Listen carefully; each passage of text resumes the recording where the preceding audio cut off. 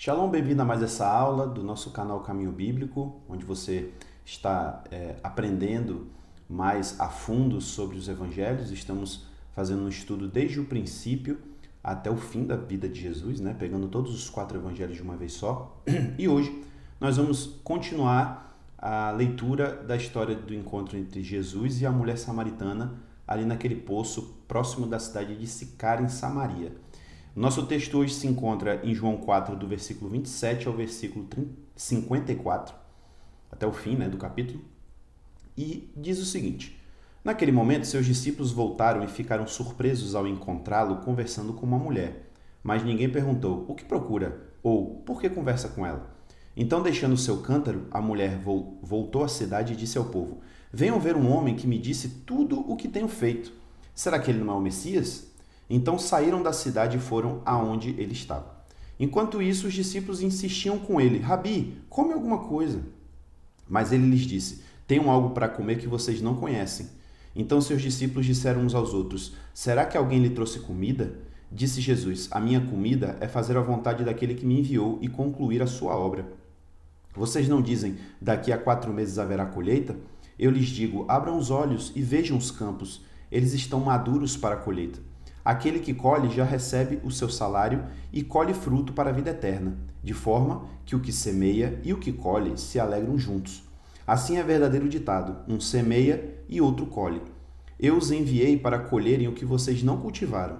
Outros realizaram um trabalho árduo e vocês vieram a usufruir do trabalho deles.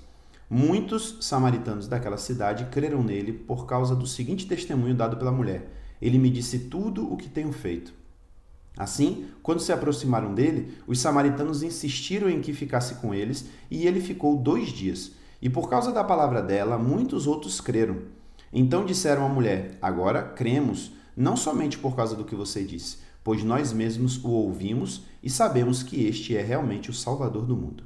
Glória a Deus. Bem, então aqui nós temos uma continuação da aula anterior, da parte anterior que nós lemos, onde Jesus encontrou com aquela mulher ali no poço próximo da cidade de Sicar. Vimos que Jesus, inclusive, não precisava necessariamente passar por ali, ele podia ter dado uma volta por fora do território de Samaria, mas ele escolheu passar por ali porque ele tinha um propósito de se encontrar com aquela mulher naquele lugar, naquele momento. E vimos também como essa mulher ela é um tanto enigmática, porque se por um lado ela tinha a vida um pouco bagunçada, já tinha casado com 5 homens, estava com um homem que não era marido dela, mas ao mesmo tempo as perguntas que ela faz a Jesus, quando fica sabendo que ele é profeta, são perguntas muito profundas, de cunho, o que poderíamos chamar hoje de cunho teológico, digamos assim, tentando entender melhor a questão da adoração a Deus, e é nesse ponto que Jesus toca.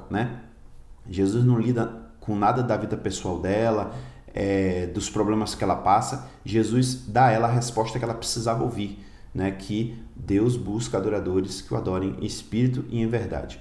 Então, a partir desse momento aqui, é o momento em que os discípulos chegam, e aí o texto diz que quando eles vieram e viram Jesus conversando com ela à beira do poço, ou seja, eles ainda encontraram ela ali, eles ficaram surpresos.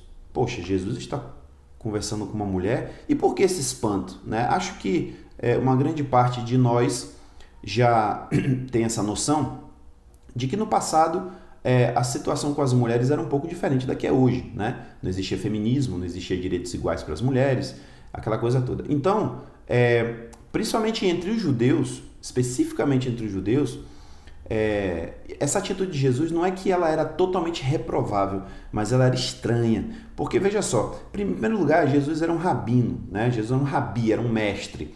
E não era costume dos mestres ficar conversando com mulher. Existe, inclusive, entre os rabinos judeus, uma ideia de que aquele que passa muito tempo conversando com mulher está perdendo tempo e podia estar gastando tempo estudando as escrituras, porque eles diziam que mulher falava demais. Mas existia, sim, um preconceito em relação a isso. A mulher era muito diminuída. Então, esse é o primeiro ponto. Jesus, como sendo um homem santo, como sendo um mestre, estaria gastando o seu tempo conversando com uma mulher, Ainda mais uma mulher que fosse samaritana, e a gente já viu isso, que os judeus e os samaritanos não se davam muito bem. Não significa que eles eram inimigos mortais, mas eles não se davam bem. Principalmente o pessoal da Judéia considerava os samaritanos um povo imundo, aquela coisa toda. Então, assim, o quadro ali de Jesus sentado à beira daquele poço, conversando com uma mulher, era algo que causou estranheza aos discípulos. O que ele está falando com aquela mulher? Porém, ao mesmo tempo, por respeito a Jesus, né, ao seu mestre, eles não tiveram a coragem de perguntar. Né? Ninguém perguntou. Ô senhor, o que está acontecendo aqui? Ou então perguntar para a mulher, o que você quer? Não, porque eles perceberam que estava existindo um diálogo ali, né? Então, quando os discípulos chegam, é a oportunidade da mulher, então, sair dali e ir buscar outras pessoas para ouvir Jesus falar. E é muito interessante quando a gente vê aqui a passagem dizendo, então, deixando ela, né, seu cântaro, voltou à cidade e foi anunciar ao povo. Olha que interessante. O motivo dela estar ali, naquele momento, era levar o seu cântaro, o seu jarro, encher de água e voltar para casa. E ela simplesmente abandona, né, o cântaro ali.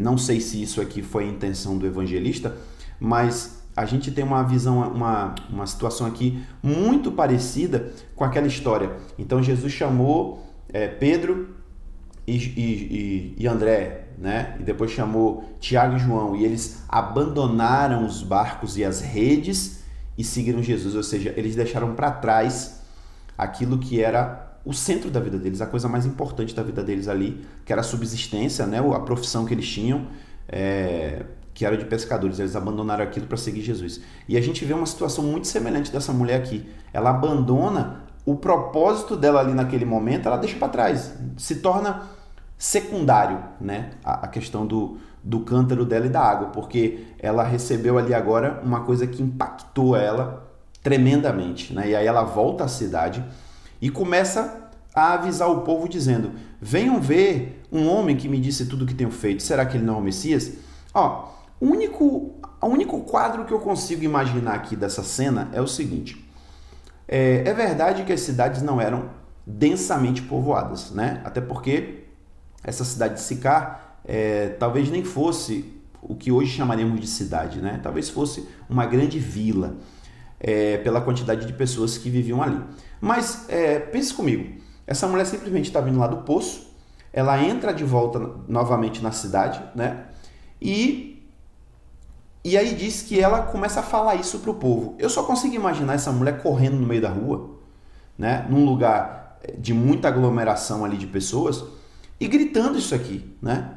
Venham ver um homem. Veja que ela fica, o anúncio dela parece até aquele tipo de situação quando no passado, né, chegava os circos na cidade e tal, o pessoal, venham ver o circo, não sei o que, o pessoal no meio da rua, né, anunciando.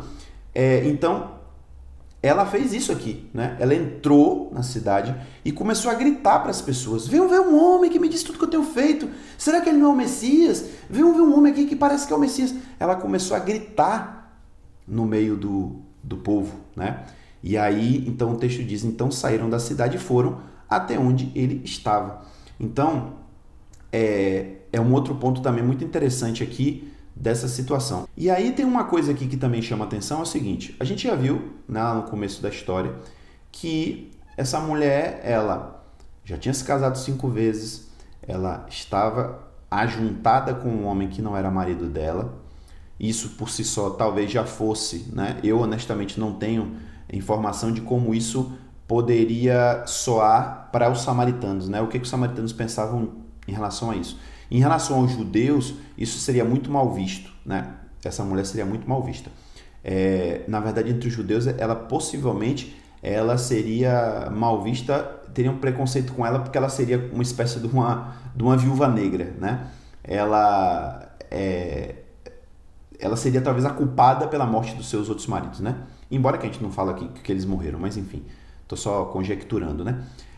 Então, talvez, é provável que ela também fosse mal vista aqui, porque, como já comentamos, né, algumas pessoas apontam a situação dela ir ali no poço ao meio-dia, numa situação onde ninguém estaria ali, né? Então, pode ser que essa mulher sofresse sim preconceito, que ela fosse mal vista. Mas veja que, apesar dessa mulher ser mal vista, o que ela estava falando aqui chamou a atenção do povo. Então, independente do preconceito que eles tinham com ela, se eles não davam muito crédito, inclusive pelo fato de ela ser mulher, né? Porque existia também essa questão, mas o que ela disse foi intrigante o suficiente para chamar a atenção das pessoas, a ponto dessas pessoas irem, né, até Jesus. Isso é um ponto interessante e a gente vai até falar sobre isso daqui a pouco aqui, como essa mulher se tornou uma arauta, né? Se é que existe essa palavra, uma arauta de Jesus ali. Ela se tornou poderíamos quase que dizer, uma apóstola de Jesus ali, né, entre os samaritanos. Aí voltando para Jesus, enquanto Jesus estava ali aguardando, né, o que ia acontecer, porque ele já sabia, os discípulos insistiam com ele para que ele comesse alguma coisa. Mas justamente pelo fato de Jesus saber ou seja, ele sabia o que ele esperava, né? Ele sabia que a mulher ia trazer mais pessoas para ouvi-lo, então ele não quis começar a comer, né? Provavelmente, ele achou que se ele começasse a comer ali, ia atrapalhar o processo. Então ele disse, não, calma, vai chegar a hora, né? Então ele mesmo responde, ele fala, olha, eu tenho algo para comer que vocês não conhecem. E uma coisa que a gente tem que observar aqui é que esses discípulos iniciais de Jesus, né, a gente tem aqui, por alto, a gente tem, entre os que se tornaram apóstolos, pelo menos, a gente tem aqui Pedro, Tiago, João, André, Filipe e Natanael. Pelo menos a gente tem esses 6 aí, né? E com certeza mais algumas pessoas ao redor. Esses discípulos, eles ainda não tinham entendido 100% Jesus, eles ainda não tinham passado por experiências suficientes com Jesus, então eles ainda estavam muito verdes, né, como discípulos. Então eles ainda não tinham compreendido totalmente a missão de Jesus, o escopo da missão de Jesus, né? Então por isso Jesus diz isso, olha, eu tenho uma comida para comer que vocês não compreendem ainda, vocês não conhecem ainda. Futuramente eles vão entender, eles vão compreender, mas aqui eles ainda não compreenderam. E uma coisa principal, importantíssima, que eles ainda não sabiam e eles ainda não entendiam, até porque não sabiam, é que o tempo de Jesus era curto, né? Jesus já sabia do tempo que ele tinha para realizar a missão dele, mas os discípulos não sabiam. Então, por isso ele fala isso para eles, né? Vocês não conhecem, vocês ainda não entenderam 100% a situação aqui, então deixa eu tomar conta da coisa aqui, porque eu sei o que eu estou fazendo, né? E aí o pessoal até pergunta, será que trouxeram comida? Então eles estavam completamente alheios ao que estava acontecendo ali, né? Possivelmente, talvez até a passagem por Samaria fosse para eles uma incógnita, né? Poxa, Jesus deve estar querendo cortar caminho, mas tem que passar pelo meio dos samaritanos, né? Então eles não tinham entendido que Jesus tinha um encontro marcado ali naquele lugar. Ainda não tinham entendido isso. E aí Jesus começa a falar algumas coisas para eles, né? Começa a explicar alguma coisa para que eles consigam compreender pelo menos o mínimo, né, do que estava acontecendo ali. Então ele fala, a minha comida é fazer a vontade daquele que me enviou e concluir a sua obra. Então pense comigo, uma das coisas, se não a coisa mais importante da vida do ser humano é se alimentar. A gente se alimenta no mínimo 3 vezes ao dia, não é isso? A gente se alimenta no de jejum, quando a gente almoça, quando a gente acorda, a gente almoça ao meio-dia, que a fome já aperta, e a gente come de noite antes de dormir. Minimamente, né? As pessoas que não têm possibilidade de ter essas 3 refeições passam fome, né? A gente sabe disso. Então, sendo que isso é uma das coisas mais importantes da vida, a ponto da gente dedicar tanto tempo a ela, né? E dedicar inclusive tanto esforço a ela, significa o que a gente já sabe. Se a gente não comer, a gente desfalece, a gente passa mal, a gente adoece e a gente morre. Então, até a ciência, né, quando a gente aprende na escola, fala isso, né? A gente tem que se alimentar, a gente tem que beber água para poder viver. A gente precisa disso para viver. Então, o que Jesus está dizendo aqui? Jesus está dizendo, a minha vida... O foco da minha vida não é comer nem beber, que é a de vocês, humanos comuns, né? Eu, como Messias, que devia vir ao mundo, o meu foco não é esse. O meu foco é fazer a vontade do meu Pai. Então, comida, bebida, diversão, descanso estão em segundo plano. Em primeiro plano está fazer a vontade do meu Pai, principalmente porque Jesus sabia do tempo que ele tinha, né? E ele tinha que cumprir tudo que o Pai tinha determinado. Então a gente percebe que coisas como essa aqui, encontros como esse aqui que Jesus teve com essa mulher samaritana, estava dentro dos planos, né? Então ele tinha que cumprir cada detalhe, ele não podia deixar passar nada, ele não podia chegar atrasado em lugar nenhum, ele não podia descansar mais do que o previsto, porque ele tinha coisas a cumprir, né, dentro de um prazo determinado. E aí ele começa dizendo, vocês não dizem daqui a 4 meses haverá colheita? Eu lhes digo, abram os olhos e vejam os campos, eles estão maduros para a colheita. Então o que Jesus está querendo dizer com isso aqui, fazendo essa comparação com a colheita? O que Jesus está dizendo é que essas pessoas, né, especificamente ali aquele grupo de samaritanos, eles estavam preparados para ouvir de Jesus sobre o reino de Deus. E isso é bem interessante, né? Também a gente pensar que não apenas os judeus, porque eles eram o principal foco da missão de Jesus, né? Eram os judeus, mas a gente percebe, já falando sobre isso, que Jesus coloca os samaritanos dentro do mesmo arcabouço aí.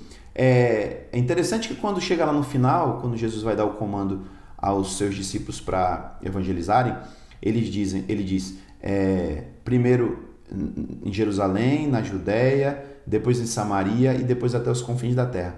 Então a gente percebe que foi exatamente isso que aconteceu, lendo o livro de Atos, a gente percebe que a igreja nasceu em Jerusalém, de Jerusalém começou a se expandir o ministério ali para a região da Judéia, ao redor de Jerusalém. Depois, imediatamente depois, os samaritanos receberam o Espírito Santo, né? Foram lá e creram. E só depois é que os gentios começaram a entrar na igreja, né? Então, mas a gente observa que Jesus aqui, apesar dele rejeitar pregar para os gentios, a gente vai ver isso em algumas situações, Jesus não pregava aos gentios. Existe uma situação muito rara, né, onde isso acontece, mas para o samaritano Jesus não tinha essa reserva, né? Então, isso para mim me diz que para Jesus os samaritanos estavam dentro do bolo aí, né, das ovelhas perdidas de Israel.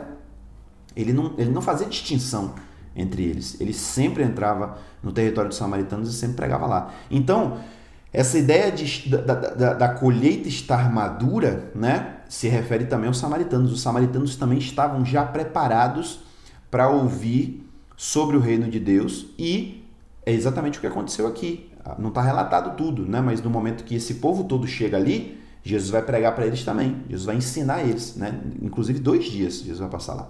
Mas daqui a pouco eu vou comentar sobre isso.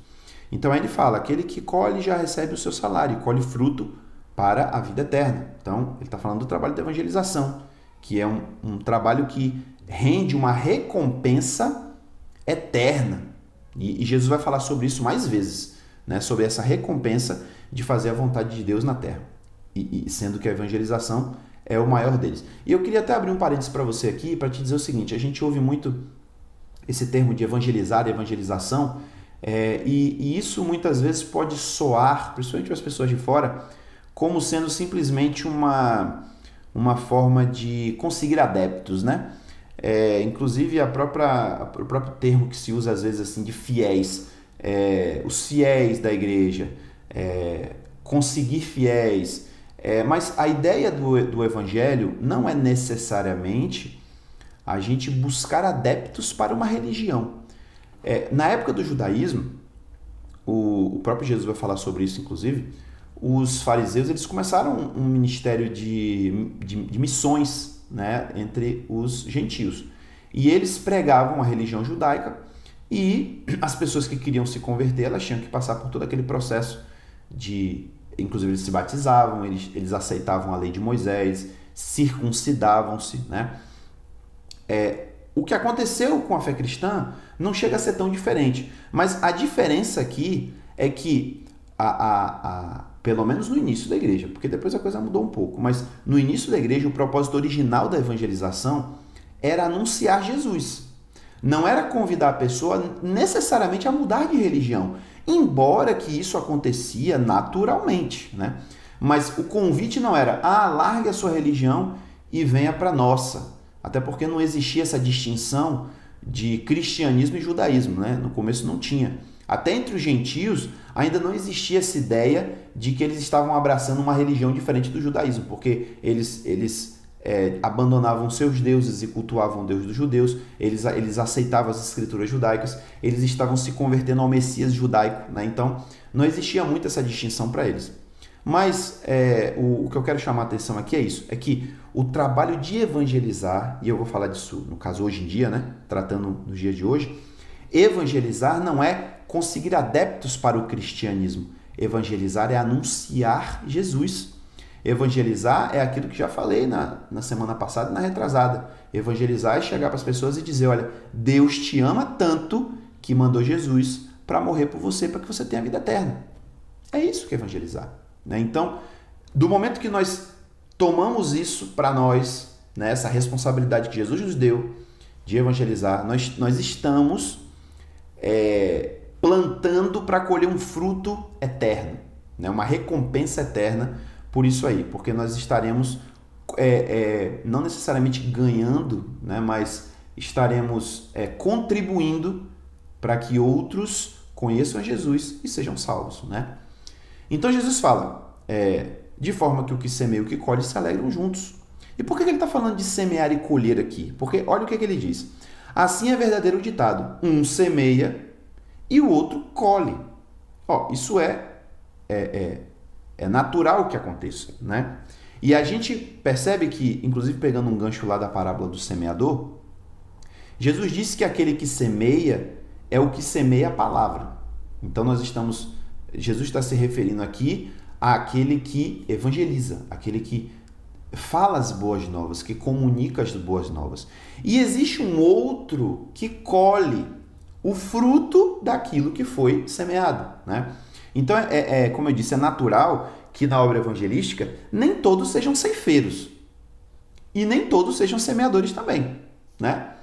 Alguns semeiam, outros colhem. Existem pessoas que semeiam e colhem junto. Ok, pode acontecer. Mas é muito comum que um semeie e o outro colha. Então, pegando um exemplo prático, para a gente não ficar falando só de metáfora aqui, existem pessoas que são evangelizadas, né? Alguém chega e fala de Jesus para ele, e no momento ele não dá muita atenção àquilo, né? Ele, não sei, não acredita, ou enfim, não dá atenção e não toma uma decisão, né? Mas aquilo fica plantado no coração dele. Fica lá dentro. Quando alguma situação acontece lá na frente, de repente a própria circunstância da vida da pessoa muda, então aquilo que ela ouviu lá atrás e que para ela não fez muito sentido, agora começa a fazer um sentido maior, né? Isso é muito comum, por exemplo, em pessoas jovens que ouvem o evangelho, não tomam uma decisão, acha que aquilo não é para ele, eu sou jovem, mas quando chega mais na frente, que amadurece mais e começa a pensar melhor nas coisas, aquilo começa a fazer mais sentido para ele, né? Então, o que acontece nesse momento? Ou ele procura alguém, ou alguém novamente é colocado no caminho dele por Deus e fala para ele a mesma coisa, ou ele vai e ouve a mesma coisa, e agora aquilo, né?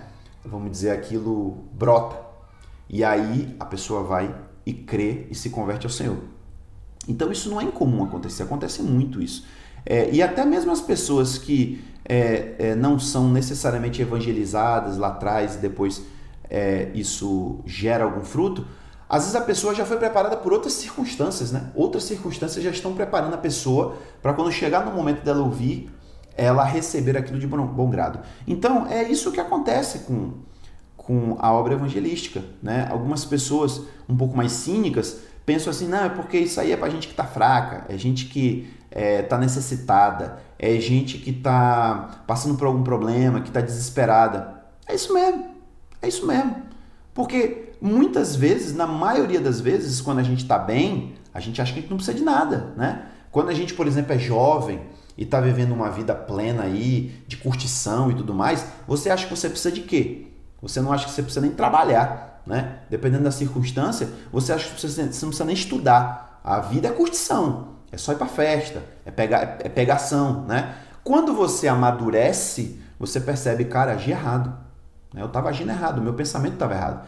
Então, muitas vezes a aceitação da palavra, ela vem tanto por maturidade, né, de pensar melhor naquilo e aquilo fazer um pouco mais de sentido e o coração se abrir para aquilo, quanto também para a circunstância da vida. Às vezes a vida vem, te dá um tapa na cara e você acorda e percebe que o seu pensamento estava errado.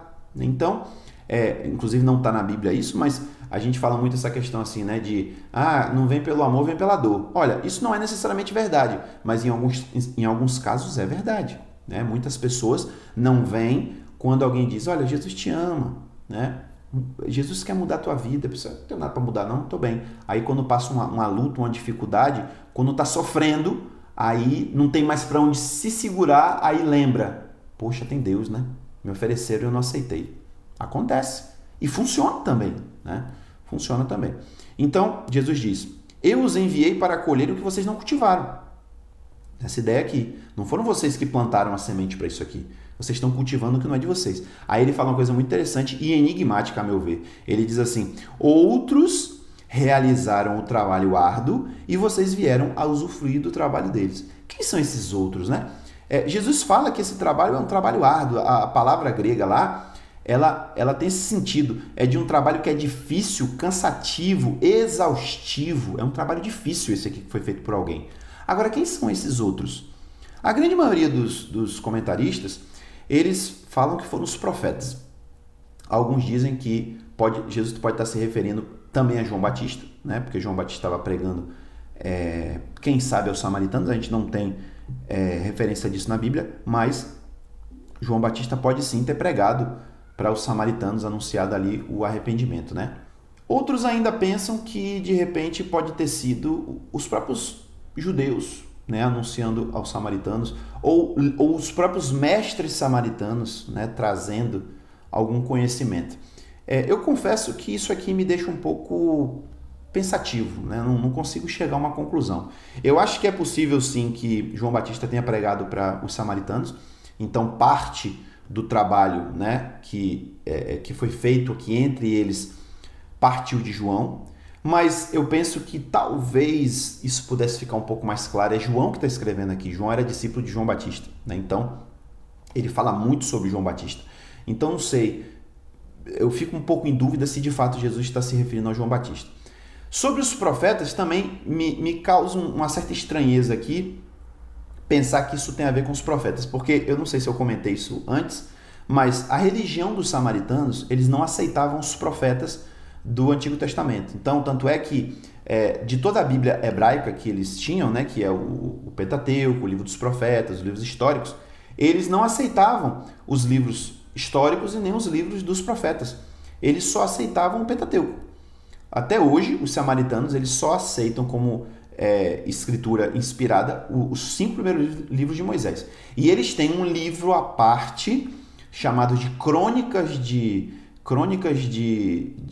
Josué, se não me engano, onde eles têm lá a história segundo o ponto de vista deles, né? A história deles segundo o ponto de vista deles.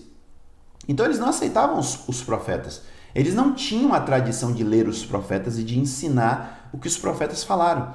Então, assim, como é que eles teriam aqui uma tradição ou teriam sido preparados pelos profetas, sendo que o último profeta que profetizou para os samaritanos foi mais ou menos uns 700 anos antes de Jesus. Depois desse, não teve mais profeta entre os samaritanos. Nem mesmo depois que o povo voltou do cativeiro da Babilônia, eles já estavam separados, né? A gente percebe ali, inclusive, na situação de Neemias reconstruindo a cidade de Jerusalém, que samaritanos se opuseram, né, ao trabalho dele. Então, não havia mais relação com eles já estavam vivendo separadamente aí como 2 povos diferentes. Então, eu fico um pouco em dúvida se realmente estava se referindo aqui aos profetas. O que talvez faça um pouco mais de sentido para mim, mas que também é enigmático isso, é que os próprios mestres, os próprios professores, né, dos samaritanos, eles trouxeram para eles um conhecimento que preparou eles para esse momento. Porque tem um detalhe aqui interessante, eu já falei isso na aula passada. Os samaritanos também esperavam o Messias. Eles têm muitas coisas parecidas com os judeus, mas também tem algumas coisas muito diferentes dos judeus. Mas entre as coisas que eles têm de semelhante, tem a esperança messiânica. Agora, o que é interessante aqui da tradição que eles têm do Messias? É que diferente do judeu, que antes, né, vamos nos referir principalmente ao primeiro século, os judeus esperavam um Messias que viesse para reinar no trono de Davi, que viesse, inclusive, naquele momento para libertar eles de Roma. Então eles esperavam um Messias libertador, muito mais libertador. Eles também achavam que o Messias ia ensinar algumas coisas a eles, que o Messias ia unir o povo, né, em torno da adoração a Deus, mas o ponto principal era esse ponto político que eles esperavam aí do Messias. Os samaritanos não, porque os samaritanos, inclusive, não aceitavam a questão do trono de Davi, né? Davi era um rei da Judéia, dos judeus, não tem nada a ver com os samaritanos. Então, o Messias para eles era muito mais um mestre que viria à semelhança de Moisés para trazer para eles um conhecimento mais aprofundado das Escrituras e explicar o que a mulher samaritana fala com Jesus, né? Eu sei que quando o Messias vier, ele vai nos explicar tudo, né? Então, essa era a esperança que eles tinham. Então, é possível, isso tudo aqui é especulação, a gente não tem esse conhecimento, mas é possível que os mestres da lei samaritana, eles com muito esforço, eles conseguiram identificar ali no Pentateuco, porque é pouca coisa que tem, né, sobre o Messias, mas tem. A própria promessa de Moisés de dizer, depois de mim vem um profeta semelhante a mim, né? Então, eles até hoje eles falam isso, que o profeta que é semelhante a Moisés é o Messias, que eles dão outro nome a ele lá, Taheb, se não me engano. E que eles dizem que é exatamente uma pessoa que vem para se comportar como Moisés. Então, eu acho que existe a possibilidade de Deus ter usado, né, alguns mestres samaritanos, de repente até alguns mestres judeus também, para reforçar neles a esperança messiânica, porque a gente percebe que tudo isso aqui que está acontecendo gira em torno disso, né? Olha o anúncio que a mulher foi fazer para os compatriotas dela. Será que ele não é o Messias? Então existia uma expectativa muito grande entre eles em relação ao Messias. E aí a história vai terminando dizendo o seguinte, que muitos samaritanos daquela cidade creram nele por causa do testemunho da mulher. Então, assim, óbvio, nem toda a cidade creu, mas muitos creram, né? Dos habitantes de Sicar, muitos creram que Jesus era o Messias. E aí uma coisa que me faz pensar também aqui é o seguinte, imagine aí, muitas pessoas, muitos samaritanos ali daquela cidade, creram que Jesus era o Messias. O que aconteceu com esse pessoal? Nessas andanças de Jesus, né, para lá e para cá, depois quando Jesus morre e ressuscita, qual foi o fim desse pessoal? A gente, por exemplo, não encontra em Atos referência a pessoas que tinham crido em Jesus e que, de repente, os discípulos encontraram por ali. A gente não tem informação disso. Ao contrário, a informação que a gente tem é que quando os discípulos chegaram, alguns discípulos chegaram a Samaria, eles começaram a pregar para os samaritanos e eles se converteram, né? Então, assim, a gente não tem essa informação. Existe sim a possibilidade de que quando esses que pregaram aos samaritanos, eles já encontraram pessoas que já conheciam Jesus e já sabiam que ele era o Messias, é possível, mas a gente não tem essa informação. Então é uma lacuna que fica aqui, né? Uma lacuna que fica da gente entender como é que esses crentes, né, vamos dizer assim, samaritanos, como é que eles viveram depois ali, como é que a fé deles floresceu depois desse encontro com Jesus, a gente não sabe.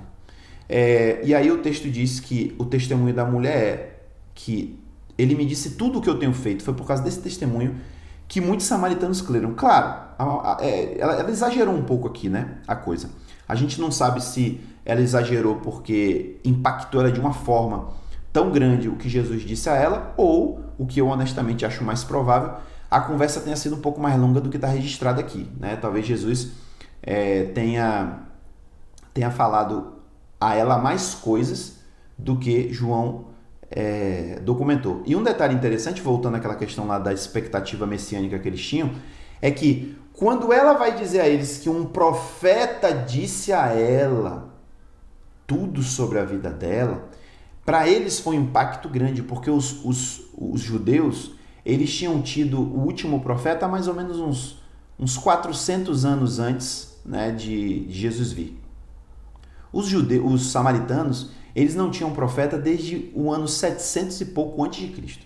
Então, para eles, o profeta que viria tinha uma importância muito maior do que para o judeu. Porque o judeu entendia que, apesar dessa profecia de Moisés, né, do profeta que viria, se referia ao Messias, mas eles também achavam que se referia aos demais profetas que viriam. Então eles aceitam, né, Jeremias, Daniel, Isaías, Ezequiel, eles aceitam esses profetas. Mas o samaritano não. Então, para ele, o profeta que viria era o Messias. Então, quando ela anuncia que um profeta disse tudo que ela tinha vivido, que tinha acontecido na vida dela, então aquilo acendeu uma luz na cabeça deles, né? Deve ser o Messias. Um profeta? Quando foi que aconteceu que surgiu um profeta aqui entre nós, né? Inclusive, na tradição deles, existe um tal de um profeta que surgiu na Idade Média já quase, né, entre os samaritanos, mas nesse tempo não tinha acontecido ainda. Então o texto prossegue. Assim, quando se aproximaram dele, os samaritanos insistiram em que ele ficasse com eles e ele ficou 2 dias. Olha que cena inusitada aqui, que situação inusitada. Jesus, um mestre judeu, que existia aquela problemática entre os samaritanos e os judeus, um mestre judeu passou 2 dias no meio dos samaritanos ali na cidade de Sicar, pregando para eles, ensinando as escrituras e as pessoas se convertendo. Olha como Jesus aqui está mostrando que algo muito incomum estava acontecendo, né?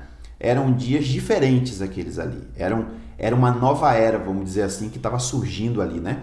E aí eles dizem, o texto diz, por causa da palavra dela, muitos outros creram. Então eu fico com a impressão de que o ministério dessa mulher aqui não parou num dia só, não. Até eu já comentei aqui sobre esse seriado, The Chosen. Eu vou colocar o nomezinho aqui para vocês saberem o nome. É um seriado que conta a história de Jesus, mas sob a ótica das pessoas que tiveram um contato com Jesus. Então, o The Chosen significa os escolhidos, né? Aqueles que tiveram contato com Jesus. E agora, no domingo passado, né? Agora na última semana, eles liberaram a segunda temporada, o primeiro episódio da segunda temporada. E a última temporada termina com Jesus encontrando a mulher lá nesse poço e tendo essa conversa com ela. No primeiro episódio da segunda temporada, eles ampliam essa história porque eles fazem algumas interpretações ali para tentar preencher essas lacunas, né? Então eles botam Jesus em Samaria nesses 2 dias pregando ali para os samaritanos e tal. E aí é interessante que eles mostram a mulher o tempo todo buscando gente para ouvir Jesus. Tipo assim, era ela que estava atraindo as pessoas. E me parece que é exatamente o que o texto bíblico está dizendo aqui, né? Ela foi buscar aquele primeiro grupo para conhecer Jesus, mas Jesus passou 2 dias entre eles. Então é provável que essa mulher tenha feito, e talvez os outros também, né? Tenham feito um trabalho ali de apóstolos, gente. Isso é fantástico. Eles deram uma de apóstolos, eles foram buscando pessoas para crer em Jesus. Então, se num momento diz que muitos samaritanos creram por causa do testemunho inicial daquela mulher, depois aqui está dizendo que por causa da palavra dela, muitos outros creram.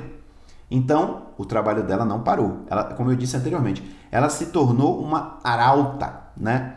Um arauto mulher dessa missão, né?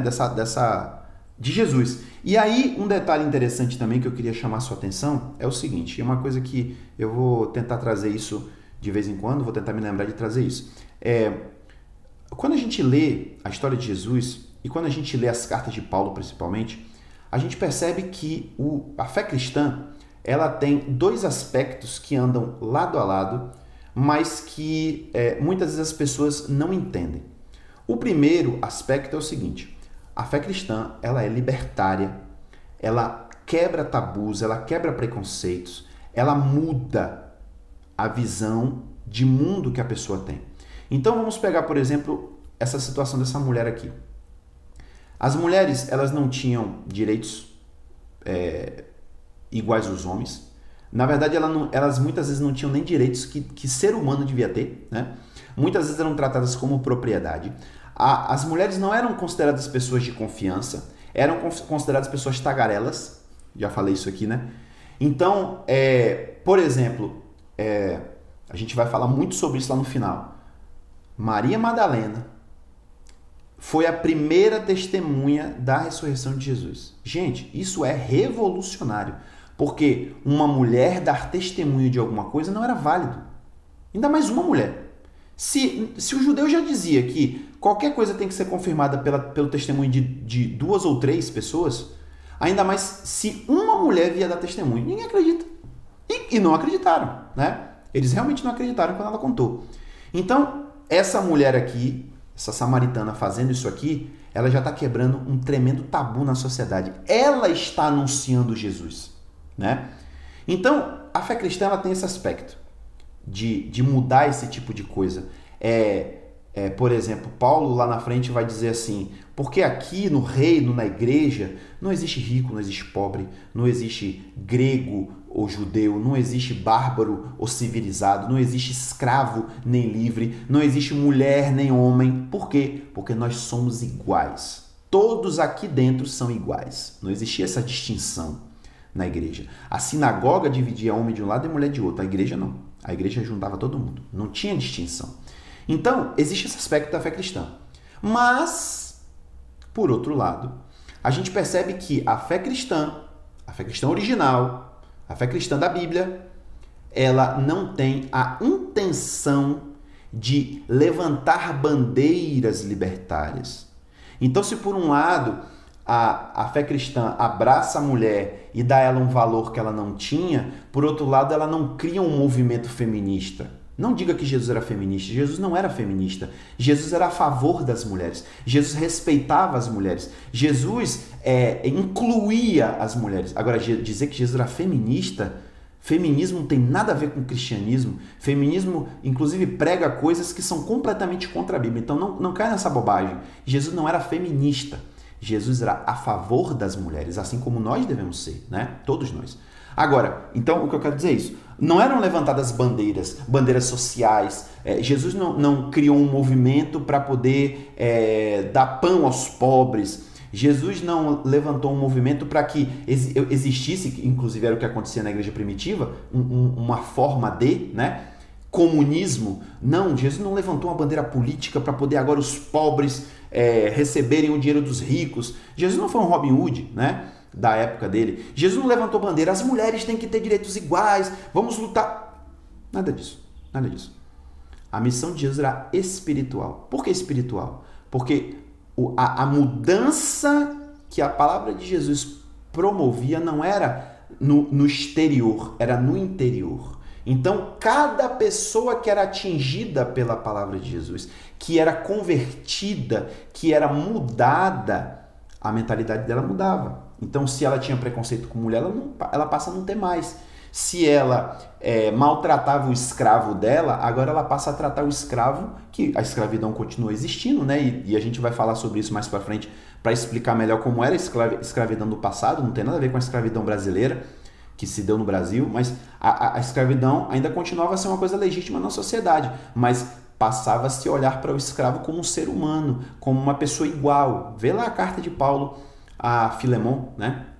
O que ele vai falar sobre como ele deve tratar o cara que era escravo dele, que fugiu, inclusive, né? Então, perceba que a mudança que a fé cristã promove da sociedade não é essa mudança revolucionária que a esquerda, que o comunismo, que o movimento feminista e etc. querem promover. Não é assim. É uma coisa de dentro para fora. É uma mudança que acontece em cada pessoa. E eu lhe digo uma coisa. Se por um lado, hoje, existem muitos cristãos de qualquer tipo de vertente que continua a ter uma visão de mundo machista, preconceituosa, que exclui as pessoas, essas pessoas não encontraram Jesus. Não encontraram. Porque as pessoas que encontraram Jesus, elas passaram também por essa transformação. Aqueles que não respeitavam passaram a respeitar. Aqueles que discriminavam deixaram de discriminar. Aqueles que excluíam passaram a incluir. Aqueles que olhavam com ódio passaram a olhar com amor. Então, essa é a mudança que Jesus promove. E se, que infelizmente isso não vai acontecer, mas se toda a sociedade, vamos pegar só a sociedade brasileira, se toda a sociedade brasileira de fato se convertesse a Jesus, as mudanças iam acontecer. A gente não ia precisar de movimento de nada. As coisas iam acontecer naturalmente. Então, a gente percebe que essas coisas já estão acontecendo aqui, né? Então, perceba que essa mulher, ela foi incluída no ministério de Jesus. Jesus permitiu a ela ser a anunciadora das boas novas entre os samaritanos. E muitos creram por causa da palavra dela. E aí, olha o que eles dizem aqui. Isso também é outra coisa interessante. Eles dizem à mulher, agora nós cremos, não somente por causa do que você disse. Antes a gente já tinha até acreditado pelo que você falou. Mas agora, o passo da fé, né? O passo da fé. Mas agora nós mesmos o ouvimos. E sabemos, reconhecemos que este é realmente o Salvador do mundo. Então perceba como a gente tem aqui dois aspectos da coisa, né? Eles deram um passo de fé. Poxa, será? Eles abriram o coração para crer que Jesus era o Messias. Mas agora eles falam, mas agora nós experimentamos, né? Agora nós sabemos que ele é de fato o Messias, o Salvador do mundo. E uma coisa interessante aqui também em relação a isso é que, como eu acabei de falar, o ensino de Jesus era inclusivo, né? Então, mesmo sendo judeu, e Jesus inclusive reforçou para a mulher lá que eram os judeus que tinham de fato o culto certo, que conheciam a Deus, os samaritanos não conheciam, mas Jesus agora está anunciando a boa nova. Qual é? Olha, a boa nova disso tudo é o seguinte, é que agora Deus está quebrando as barreiras. Não vai existir mais esse negócio de separação entre judeu e samaritano, não. Deus está chamando todo mundo para uma coisa só, para o reino, né? Então, agora não tem mais o povo escolhido e o povo mestiço. Não. Agora existe um povo só dentro do reino de Deus, e é isso que Jesus estava anunciando, e é o que a gente estava falando agora há pouco, né? Da inclusão. A igreja é inclusiva, ela tem que ser inclusiva. Se ela for exclusivista, se ela excluir pessoas do seu meio por questões de preconceito, ela está errada. A única coisa que a Bíblia nos dá aval para retirar da comunhão da igreja, né, dos crentes, é quando uma pessoa está vivendo uma vida que não condiz com a vida daqueles que estão ali. Porque nós vivemos como igreja para cultuar o Senhor e para buscar santidade, para buscar ser igual a Jesus. Se tem gente ali dentro do nosso meio, pode vir de onde for, pode ter vindo perfeito, pode ter vindo bonitinho, sem nada para ter preconceito. Se essa pessoa não age como deve agir, não está buscando, não é nem agir, vou falar de busca, não está buscando a mesma coisa que o grupo está buscando, o que essa pessoa está fazendo ali? E aí ela muitas vezes começa a causar problemas, né? Então ela tem que ser tirada do meio. É a única coisa. Agora, excluir a pessoa por ela ser negra, excluir a pessoa por ela ser mulher, excluir a pessoa por ela ser homossexual, excluir a pessoa porque ela peca, porque ela cometeu um pecado. Não é isso que a Bíblia ensina. Não é. A igreja bíblica não é para ser assim. E aí, no final, eles dizem, né? Este, de fato, é o Salvador do mundo. Então, como eu já falei, eles já tinham a crença do Messias e como eles acreditavam que o Messias, até hoje, né, a declaração de fé dos samaritanos diz isso, que eles acreditam que o Messias vem para trazer a união do povo de Israel e vem para também levar o mundo ao conhecimento de Deus. É o que Jesus estava fazendo, né? Então, eles reconheceram que Jesus era o Messias, o Salvador do mundo. Essa história é maravilhosa, eu tenho certeza que se a gente tivesse tempo para isso, a gente gastaria aulas falando sobre tudo o que essa passagem da mulher samaritana nos ensina, as pérolas que existem aqui nessa conversa de Jesus com a mulher, dessa conversa de Jesus com os discípulos e o resultado que isso deu, né, para as pessoas daquela cidade. Mas acho que nessas duas aulas a gente já explorou muita coisa, né? Já nos dá uma boa bagagem para a gente compreender esses pontos que foram trazidos aqui, em especial esses últimos que eu comentei aqui, sobre a mudança que Jesus causa na vida de uma pessoa. E ele pode fazer isso na sua vida se ele não fez ainda, tá? Jesus pode mudar a tua vida. Sabe aquela história de que os crentes sofrem lavagem cerebral? Isso é conversa, não é assim que acontece, mas Deus pode fazer uma lavagem na sua mente mesmo, ele pode, Deus faz. O homem não tem capacidade para fazer isso, mas o homem tem. Ele lava a mente, ele lava o espírito, ele lava a alma e você se torna uma nova pessoa. E é isso que Jesus promoveu aqui entre os samaritanos. Obrigado pela tua presença, espero você na próxima aula, que Deus te abençoe e que a paz esteja contigo.